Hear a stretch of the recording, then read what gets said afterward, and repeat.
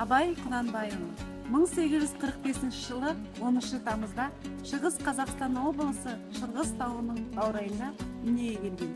Қарқаралының аға сұлтаны Құнанбайдың 4 әйелінің бірі, екінші әйелі Ұлжаннан туылған.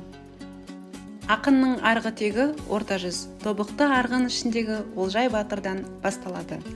Болашақ ақын сабырлы мінезімен, кең пейілімен ел анасы атанған кәрі әжесі Серенің таусылмайтын мол қазынадай аңыз ертегілерін естіп, абысын ажынаға жайлы, мінез көнерлі, әзіл қалжыңға шебер, жөн жобаға жетік өз анасы Олжанның тәрбиесінде өсті.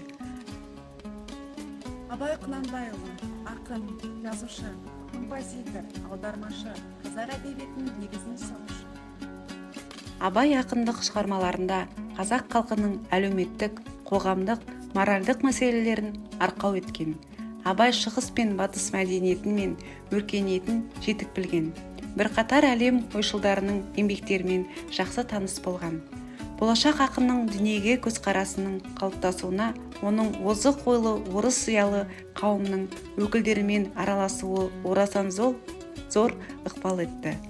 Абай ұлы ақын әрі ойшыл. Ол өз төңірегіндегі адамдардың жақындары мен шәкірттерінің бойындағы өз халқына риясыз берілгендіктен оның мүдделерін қорғау, қасиеттерін қолдау отырды.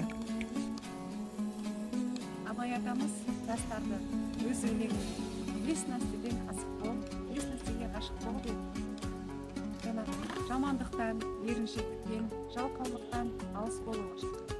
Сүйіспеншіл болыңдар, ерінген, жақсылық жасаңдар деп жастарды өзінің өлеңінде шақырды. Абай жастардың бойындағы кеселді кемістіктерді, арсыздық пен ұясыздықты, дөрекі надандықты тәрбие және білім беру арқылы жоюды үндеді.